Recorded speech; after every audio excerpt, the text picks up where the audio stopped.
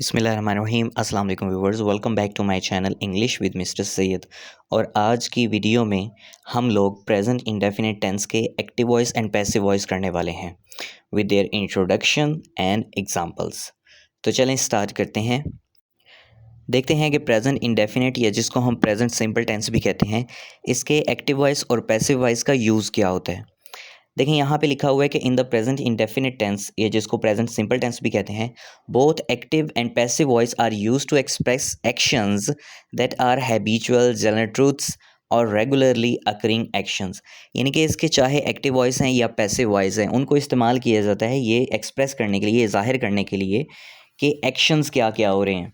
ठीक है, और वो एक्शन जो है वो हैबिचुअल भी हो सकते हैं, यानी कि हैबिट्स के मुताबिक भी हो सकते हैं, जनरल ट्रूथ्स हो सकते हैं, आम जो सच होते हैं, या फिर रेगुलरली अकरिंग एक्शंस जो डेली बेसिस पे या मुतवातिर जो कि अमल हो रहे हैं, जो कि काम हो रहे हैं, वो भी हो सकते हैं। अब देखते हैं कि एक्टिव वॉइस जो कि प्रेजेंट डेफिनेट या प्रेजेंट सिंपल टेंस का एक्टिव वॉइस होता है, उसमें किस किस्म की फॉर्मेशन होती है। तो यहाँ पे देखें लिखा हुआ है कि in the active voice of present indefinite और present simple tense the subject performs the action. जब हम प्रेजेंट इंडेफिनिट टेंस का एक्टिव वॉइस करते हैं, इसमें सब्जेक्ट जो है वो एक्शन परफॉर्म करता है। जैसे कि इसका स्ट्रक्चर दिया गया है, आप सबसे पहले सब्जेक्ट लगाते हैं, उसके बाद आप लगाते हैं वर्ब, और वर्ब की लगाते हैं फर्स्ट फॉर्म। ठीक है, और एट द एंड आप पुट कर देते हैं ऑब्जेक्ट। अब ये देखें कि हम लोगों ने हमारे पास पूरी प्लेलिस्ट है टेंसेस की, और उस टेंसेस की प्लेलिस्ट में हमारा जो पहला टेंस हमने किया था वो प्रेजेंट इंडेफिनिट टेंस किया था। तो उसमें हमने प्रेजेंट इंडेफिनिट को डिटेल के साथ पढ़ा हुआ है। अगर आप प्रेजेंट इंडेफिनिट को समझना चाहते हैं तो आप वो प्लेलिस्ट जाके व्यू कर सकते हैं। खैर, हमारे पास जो प्रेजेंट इंडेफिनिट या प्रेजेंट सिंपल टेंस के एक्टिव वॉइस का स्ट्रक्चर है वो ये है कि हमने सबसे पहले सब्जेक्ट लगाना है, उसके बाद वर्ब लगाना है और वर्ब की फर्स्ट फॉर्म लगानी है, देन हमने लगाना है ऑब्जेक्ट। उसके बाद इसकी एग्जांपल्स कुछ लिखी हुई हैं। जैसे पहली एग्जांपल है ही प्लेज द हॉकी, वो हॉकी खेलता है।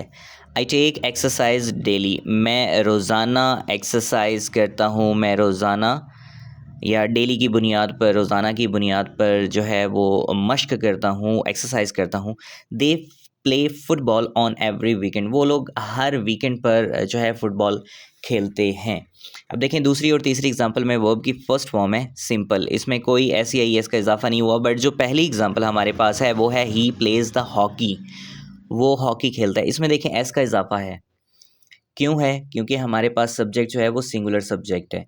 जब हमारे पास सब्जेक्ट सिंगुलर नाउन या प्रोनाउन होता है, देन हम वर्ब के साथ एस या एस का इजाफा करते हैं। जब हमारे पास प्लूरल सब्जेक्ट होता है, यानी कि हमारे पास सब्जेक्ट प्लूरल नाउन या प्रोनाउन होता है, तो हम इसमें कोई किसी किस्म का इजाफा वर्ब के साथ नहीं करते। अब देख लेते हैं कि प्रेजेंट इंडेफिनिट टेंस के passive voice. In the passive voice the subject receives the action and the object of the active sentence becomes the subject. Passive voice क्या होता है प्रेजेंट इंडेफिनिट या प्रेजेंट सिंपल टेंस का, कि इसमें subject जो है वो एक्शन को रिसीव करता है, यानी कि आपका जो सब्जेक्ट होगा उस पर एक्शन किया जा रहा होगा, उस पर काम किया जा रहा होगा। And the object of the active sentence, और आपके जो एक्टिव वॉइस का जो सेंटेंस होता है उसका जो ऑब्जेक्ट होता है बिकम्स द सब्जेक्ट, वो सब्जेक्ट बन जाता है। जैसे इसमें स्ट्रक्चर में देखें, हमने सबसे पहले ऑब्जेक्ट लिखा है। ये ऑब्जेक्ट क्यों लिखा है? क्योंकि ये ऑब्जेक्ट उस एक्टिव वॉइस का ऑब्जेक्ट था, यहाँ पे आगे सब्जेक्ट बनेगा। अब इंग्लिश की जब आप फॉर्मेशन करते हैं, स्ट्रक्चर बनाते हैं, तो आप सबसे पहले सब्जेक्ट लिखते हैं, तो है ये सब्जेक्ट ही। अब ऑब्जेक्ट यहाँ पे क्यों लिखा गया है? क्योंकि ये एक्टिव वॉइस का ऑब्जेक्ट है, which has become the subject of the passive voice sentence. देखें प्रेजेंट इंडेफिनिट या प्रेजेंट सिंपल टेंस का जो पैसिव वॉइस होता है उसका स्ट्रक्चर क्या होता है। आप सबसे पहले ऑब्जेक्ट लगाते हैं, what does that mean? Active voice का ऑब्जेक्ट। ठीक है, फिर आप लगाते हैं इज, एम या फिर are according to the object, जो आपका अब सब्जेक्ट बन चुके हैं। ठीक है, जो पहले नंबर पे आपने लिखना है इज, एम, आर आपने इसके मुताबिक लगाना है। उसके बाद आपने वर्ब का इस्तेमाल करना है और वर्ब की थर्ड फॉर्म का इस्तेमाल करना है। एक बात हमेशा जहन में रखिएगा, जब हम पैसिव वॉइस करते हैं, यानी कि एक्टिव वॉइस को पैसिव वॉइस में कन्वर्ट करते हैं, तो पैसिव वॉइस की जो वर्ब की फॉर्म होती है वो हमेशा थर्ड फॉर्म होती है। ना कभी पास्ट फॉर्म लगेगी, ना कभी प्रेजेंट पार्टिसिपल फॉर्म लगेगी, हमेशा हमेशा वर्ब की थर्ड फॉर्म यानी कि पास्ट पार्टिसिपल फॉर्म का इस्तेमाल हम लोग करेंगे। उसके बाद आप लगाते हैं बाय, और बाय के बाद लगाते हैं सब्जेक्ट। ये सब्जेक्ट कौन सा है? जो आपका एक्टिव वॉइस का सब्जेक्ट था। ठीक है, व्हाट डज दैट मीन, आपका जो एक्टिव वॉइस का ऑब्जेक्ट था ये सब्जेक्ट बन चुका है, जो कि हमने पहले नंबर पे लिखा हुआ है, और उसका जो सब्जेक्ट था वो पैसिव वॉइस का ऑब्जेक्ट बन चुका है, जो कि हमने एंड पे लिखा हुआ है, और उससे पहले हमने बाय लगाना होता है। अब इस स्ट्रक्चर के मुताबिक हमने जो एक्टिव वॉइस की एग्जांपल्स थी उनको पैसिव वॉइस में कन्वर्ट किया है। आइए देखते हैं इसकी कुछ एग्जांपल्स जिनको हमने एक्टिव टू पैसिव कन्वर्ट कर लिया है। पहली एग्जांपल वहाँ पे क्या थी कि ही प्लेज द हॉकी। अब उसमें सब्जेक्ट क्या था आपका, ही, और हॉकी ऑब्जेक्ट था। अब हॉकी जो कि उसका ऑब्जेक्ट था, यहाँ पे आगे सब्जेक्ट बनना चाहिए, तो हमने इसको सब्जेक्ट बना लिया। देखें ऊपर वाले स्ट्रक्चर के मुताबिक उसका ऑब्जेक्ट यहाँ पे सब्जेक्ट बन चुका है, द हॉकी। पहले नंबर पे आपने द हॉकी लिखा, उसके बाद हॉकी चूँकि सिंगुलर नाउन के तौर पे लिया जाता है, दैट इज़ वाई आप यहाँ पे इज़ का इस्तेमाल करेंगे। जब आपके पास सब्जेक्ट सिंगुलर होगा तो आप इज़ का इस्तेमाल करेंगे, प्लूरल होगा तो आर का इस्तेमाल करेंगे, और अगर आपके पास सब्जेक्ट या प्रोनाउन जो है वो आई है तो उसके साथ आप एम लगाएंगे। अब इसमें द हॉकी सिंगुलर के तौर पे लिया जाता है, तो the hockey is played, verb की थर्ड फॉर्म भी हमने लगानी है। वर्ब की थर्ड फॉर्म है play, played, played, third form played. By भी आ गया, और उसका सब्जेक्ट क्या था, ही था ना, तो उस ही का ऑब्जेक्टिव प्रोनाउन हमने यहाँ पे इस्तेमाल करना है, क्योंकि उसको ऑब्जेक्ट बनाना है हमने। तो जब उसको ऑब्जेक्ट बनाना है तो उसका ऑब्जेक्टिव प्रोनाउन आप इस्तेमाल करेंगे, तो यहाँ पे ही की बजाय हिम लगाएंगे। अब ज़रा इससे जो प्रीवियस वीडियो हमने बनाई थी उसमें हमने तमाम के तमाम प्रोनाउंस किए थे, यानी कि उसमें सब्जेक्टिव प्रोनाउंस थे, पॉजेसिव एडजेक्टिव्स थे, ऑब्जेक्टिव प्रोनाउंस थे और पॉजेसिव प्रोनाउंस थे, और मैंने ये भी बताया था कि ये वो प्रोनाउंस हैं जो कि इस्तेमाल होने वाले हैं एक्टिव वॉइस और पैसिव वॉइस में। ठीक है, तो अब ही सब्जेक्टिव प्रोनाउन था, उसका ऑब्जेक्टिव, क्योंकि ऑब्जेक्ट बनाना है उसको, तो उसका ऑब्जेक्टिव प्रोनाउन क्या होता है, हिम, तो यहाँ पे हिम का इस्तेमाल करेंगे। The hockey is played by him.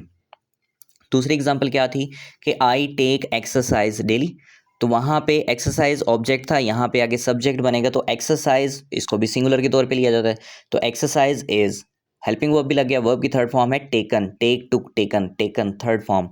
Exercise is taken by me. अब यहाँ पे मी क्यों लगाया, क्योंकि हमारे पास सब्जेक्ट था आई, तो आई का ऑब्जेक्टिव प्रोनाउन क्या होता है, me, I, my, me, me. Exercise is taken by me daily. जो आपके पास एडवर्ब्स वगैरह होते हैं, ये सेंटेंस का बाकी हिस्सा होता है, वो एंड पे ही लगता होता है। ठीक है, तो डेली इसमें एंड पे ही लगाएंगे। Exercise is taken by me daily. Number third example देखें, उसमें हमारे पास नंबर थर्ड एग्जांपल थी कि they play football on every weekend. तो हमने फुटबॉल, हमारे पास ऑब्जेक्ट था, यहाँ पे आके सब्जेक्ट बना, तो फुटबॉल इज, फुटबॉल को भी सिंगुलर के तौर पे लिया जाता है, फुटबॉल इज वर्ब की third form play, played, played, played by them, by आ गया, और they, their, them, objective pronoun देगा क्या होता है, देम, तो यहाँ पे ऑब्जेक्टिव प्रोनाउन का इस्तेमाल करेंगे। Football is played by them on every weekend, on every weekend को आप एंड पे ही लगाएंगे। एक और बड़ी ज़रूरी बात आप लोगों को बताता चलूँ कि हमारे पास जो ऑब्जेक्ट होते हैं ना वो दो किस्म के होते हैं। अब चूँकि मैंने आप लोगों को ये बताया है कि आपके पास जो ऑब्जेक्ट होगा वो आपका सब्जेक्ट बनेगा। अब समटाइम्स ऐसा भी होता है कि कुछ सेंटेंसेस में दो किस्म के ऑब्जेक्ट होते हैं, तो उन दोनों ऑब्जेक्ट्स में से किसको आपने सब्जेक्ट बनाना है, ये बात आपने गौर करनी है और गौर से सुननी है, और इसको हमेशा जहन में रखना है। देखें हमारे पास टाइप्स ऑफ ऑब्जेक्ट दो हैं, एक होता है डायरेक्ट ऑब्जेक्ट और एक होता है इनडायरेक्ट ऑब्जेक्ट। डायरेक्ट ऑब्जेक्ट क्या होता है, अ direct object is the noun, ये वो नाउन होता है और प्रोनाउन या फिर प्रोनाउन हो सकता है, that receives the action of the verb directly, जो किसी भी वर्ब का एक्शन रिसीव करता है डायरेक्टली। ठीक है, नीचे एग्जाम्पल दी गई है, the grandmother tells us the story, दादी जान हमें स्टोरी सुनाती हैं।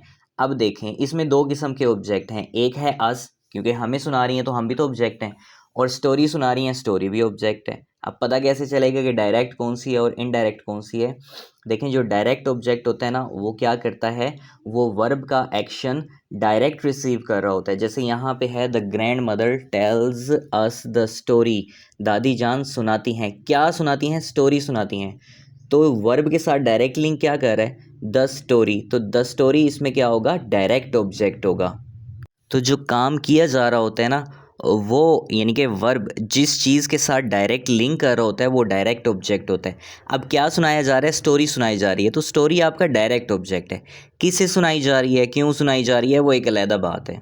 ठीक है, किसे सुनाई जा रही है वो आपका इनडायरेक्ट ऑब्जेक्ट होता है, और क्या सुनाया जा रहा है, यानी कि वर्ब के साथ डायरेक्ट लिंक क्या कर रहा है, द स्टोरी, वो आपका डायरेक्ट ऑब्जेक्ट होगा। ठीक है, अब इनडायरेक्ट ऑब्जेक्ट की देखें, हमारे पास डेफिनेशन भी है और एग्जांपल भी है। An indirect object is the noun और प्रोनाउन। इनडायरेक्ट ऑब्जेक्ट वो नाउन या प्रोनाउन होता है दैट रिसीव्स द बेनिफिट और is affected by the action of the verb, जो कि बेनिफिट को रिसीव कर रहा होता है, यानी कि जो काम हो रहा होता है उसके बेनिफिट को रिसीव कर रहा होता है, और इज अफेक्टेड या फिर असरअंदाज हो रहा होता है by the action of the verb, verb के उस एक्शन के साथ। अब देखें ऊपर वाली जो एग्जाम्पल है इसमें देख लें, the grandmother tells us the story. अब the grandmother tells us the story, दादी जान हमें स्टोरी सुनाती हैं। अब मैंने आपको बताया कि डायरेक्ट वर्ब के साथ क्या लिंक कर रहा है, द स्टोरी, टेल्स बताया जा रहा है, सुनाया जा रहा है, क्या सुनाया जा रहा है, द स्टोरी, स्टोरी सुनाई जा रही है। ठीक है, स्टोरी सुनाई जा रही है, तो वो डायरेक्ट है। किसे सुनाई जा रही है, हमें सुनाई जा रही है, हम लोग इनडायरेक्ट ऑब्जेक्ट हैं। ठीक है, अब उसमें जो अस है वो इनडायरेक्ट ऑब्जेक्ट है। हमने पैसिव वॉइस के अंदर डायरेक्ट ऑब्जेक्ट को सब्जेक्ट बनाना होता है, इनडायरेक्ट ऑब्जेक्ट को नहीं बनाना होता। अब अगर देखा जाए तो अस जो है वो भी ऑब्जेक्ट है, इसको भी हम पैसिव में कन्वर्ट कर सकते हैं, यानी कि अस को लेकर भी हम पैसिव में कन्वर्ट कर सकते हैं, but according to the rules हमने किसको लेना है, हमने डायरेक्ट ऑब्जेक्ट को लेना है। अब उसी डायरेक्ट ऑब्जेक्ट को इस्तेमाल करते हुए जिसको हमने सब्जेक्ट बनाना है पैसिव वॉइस में, नीचे इसका पैसिव बना हुआ है इनडायरेक्ट के तौर पर, देखें सॉरी इनडायरेक्ट ऑब्जेक्ट वाली डेफिनेशन के नीचे देखें, इसकी एग्जाम्पल लिखी हुई है, द स्टोरी इज टोल्ड, क्योंकि प्रेजेंट डेफिनेट है तो हमने इज एम आर का इस्तेमाल करना है, दूसरा वर्ब की थर्ड फॉर्म इस्तेमाल करनी होती है पैसिव में, ये पैसिव वॉइस का सेंटेंस है। The story is told by the grand mother, story सुनाई जाती है, कहानी सुनाई जाती है, बाय द ग्रैंड मदर, दादी जान के जरिए या दादी जान से, टू अस हमें। ठीक है, टू अस हमें। अब अस क्या है, अस इनडायरेक्ट ऑब्जेक्ट है। तो ये है डिफरेंस डायरेक्ट ऑब्जेक्ट और इनडायरेक्ट ऑब्जेक्ट का। डायरेक्ट ऑब्जेक्ट क्या होता है, जो डायरेक्ट वर्ब के साथ लिंक करता है, और इनडायरेक्ट ऑब्जेक्ट क्या होता है, जो कि होता ऑब्जेक्ट ही है लेकिन वो डायरेक्ट वर्ब के साथ एक्शन रिसीव नहीं कर रहा होता, इनडायरेक्टली अफेक्ट हो रहा होता है वर्ब के साथ, वर्ब के एक्शन के साथ। तो ये था डिफरेंस डायरेक्ट ऑब्जेक्ट और इनडायरेक्ट ऑब्जेक्ट का।